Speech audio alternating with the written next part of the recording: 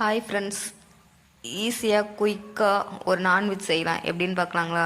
Beef. நான் இப்போ beef செய்கிறதுக்கு 1/2 kg பீஃப் வாங்கி கழுவி எடுத்து வச்சுருக்கேன். அது வேக வைக்கிறதுக்கு ஒரு குக்கரில் ஓரளவுக்கு தண்ணி இருந்தால் போதும். ஏன்னா கறி ஏற்கனவே தண்ணி கொடுக்கும்.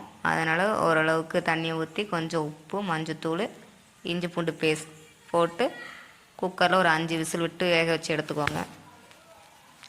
5 விசில் விட்டு வேக வச்சு எடுத்ததுக்கப்புறம் கறி ஆறுனதுக்கப்புறம் கறியை கொஞ்சம் கொஞ்சமாக சின்ன சின்னதாக கட் பண்ணி எடுத்து வச்சுக்கோங்க. அதுக்கப்புறம் எப்பொழுதும் போல் தாளிக்கிறது தான். தாளிக்கிறதுக்கு நான் வீட்டில் இருக்கிறத வச்சு சிம்பிளாக ஈஸியாக செய்கிறேன். ஜீரகம், எண்ணெய் காஞ்சதும் ஜீரகம், சோம்பு, கருவேப்பிலை போட்டு தாளித்து விட்டுக்கோங்க. வெங்காயம், பெரிய வெங்காயம் 2 வெங்காயம் 1/2 kgக்கு நான் எடுத்து வச்சுருக்கேன். வெங்காயம் வதங்கிறதுக்கு உப்பு போட்டுக்கோங்க. இது நமக்கு எல்லாருக்குமே தெரியும், உப்பு போட்டு வதக்குனா சீக்கிரமாக வெங்காயம் வதங்கிருன்னு சொல்லிட்டு. உப்பு போட்டு வெங்காயம் வதங்கினதுக்கப்புறம் தக்காளியும் போட்டு நல்லா வதக்கி விட்டு இஞ்சி பூண்டு பேஸ்ட் சேர்த்துக்கோங்க. இஞ்சி பூண்டு பேஸ்ட் நான் ரெடிமேடாக கடையில் தான் வாங்கிக்கிறேன். பட் ஆனால் வீட்லேயே அரைச்சி ரெடி பண்ணி ஸ்டோரேஜ் பண்ணி வச்சுட்டா இன்னும் ஈஸி, நம்ம எல்லாத்துக்குமே யூஸ் பண்ணிக்கலாம். நான் ரெடிமேடாக வீட்டில் தான் கடையில் தான் வாங்கிக்கிறேன். அதுக்கப்புறம் மட்டன் மசாலா சேர்த்துருக்கேன். மட்டன் மசாலா சேர்த்து நல்லா வதக்கி விட்டுக்குவாங்க. வதக்கி விட்டதுக்கப்புறம் கறியவும் அதிலே எண்ணெயிலே விட்டு வதக்கி விடுங்க. ரொம்ப நேரம் வதங்கணும்னு அவசியம் இல்லை, ஏன்னா கறி ஏற்கனவே நல்லா வெந்து தான் இருக்குது. அதனால் ஒரு 2 நிமிஷம் கறி வெந்தால் போதும்.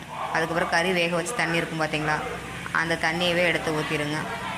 தண்ணி எடுத்து ஊற்றினதுக்கப்புறம் தேவையான அளவு உப்பு காரம் பார்த்துக்குவாங்க. நல்லா குழம்பு கொதித்து வந்ததுக்கப்புறம்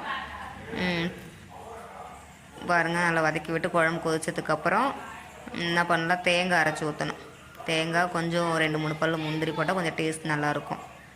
அவ்வளோதான். அரைச்சி ஊற்றி இறக்கி வேறு பாத்திரத்தில் மாற்றி மல்லி கருவேப்பிலை போட்டால் குழம்பு ரெடி. ஈஸியாக நம்ம வீட்டுக்கு சடனாக யாரோ ஒரு கெஸ்ட்டு வந்துட்டாங்களா, நமக்கு நான்வெஜ் சாப்பிடணும், வீட்டில் இன்க்ரீடியன்ஸ்லேயே பெருசாக செய்ய முடியல, டேஸ்ட் இல்லை அப்படிங்கிறவங்களுக்கு இது ரொம்ப ஈஸியான மெத்தடு.